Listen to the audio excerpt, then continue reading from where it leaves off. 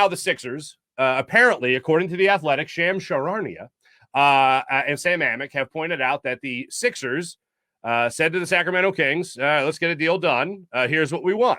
And it's pretty much the way it went out with Tyrese Halliburton, who we have mentioned many times, can shoot from the outside, has been dealing with injuries, but can shoot from the outside, young player.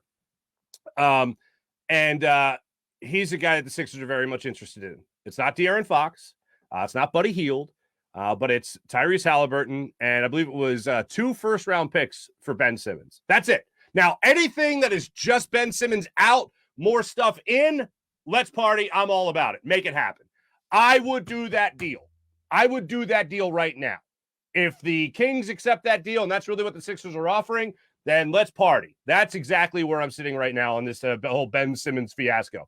I still don't think it happens.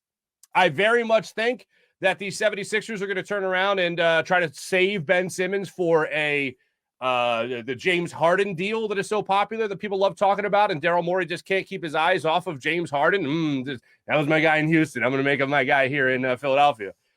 Now, what could also happen here is that it could be one of those down-the-line deals. And what I mean by that is this.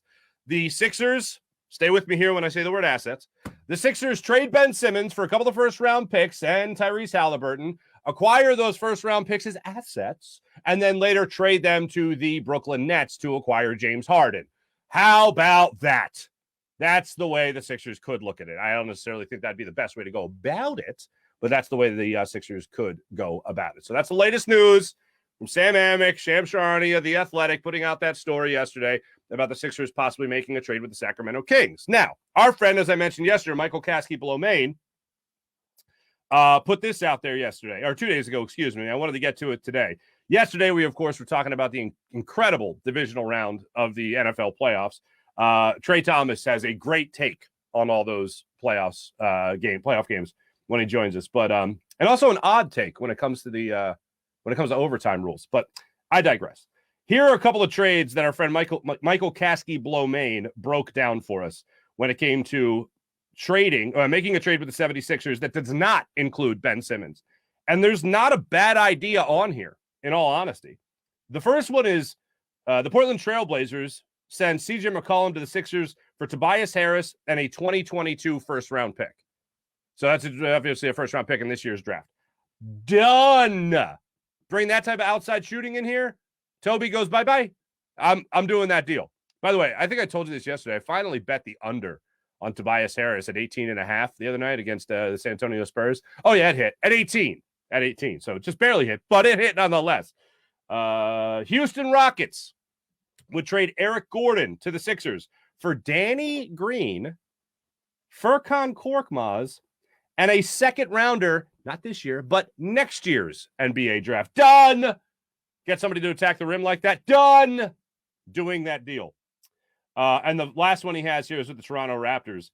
Goran Dragic, Yuta Watanabe for Danny Green, Furkan Korkmaz, George Niang, and a 2023 second-round draft pick.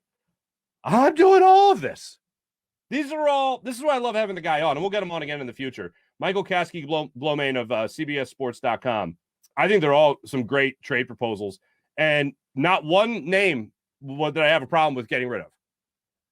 Now, that might be a problem, because if you're going to make a trade, odds are it's going to hurt a little bit in some way, shape, or form. None of those hurt. None of those hurt. I don't think the other franchise has given up too much. I think the best win for both teams is the Tobias Harris first-round pick for CJ McCollum. I think that's the best deal that's out there. That's the most even trade for both squads. You're not bringing back a ton, but that's the one you're bringing back probably the most, and you're also not giving up a lot. I mean, if people look at a first-round pick, first-round pick. I think people have it ingrained in their brain sometimes with first-round picks. You can't give up a first-round. Like, no, this is basketball. This isn't football. You got it. You got it. So really all the deals that are on the table, whether they include Ben Simmons or not, that I have seen from Michael Kasky Blowmain, as well as Sam Amick and Shams Charania, they make sense to me. But until Woj really puts anything out there of substance, that February 10th deadline doesn't look like it will be as dramatic as some people are hoping it will be, including myself. And I think the best possible deal that will be made with the Sixers by February 10th most likely will be a CJ McCollum deal. That would be the best case scenario. You got to make money match up in a lot of other deals as you do throughout NBA trades, as everybody knows. But that would be the one that I think would most benefit the 76ers.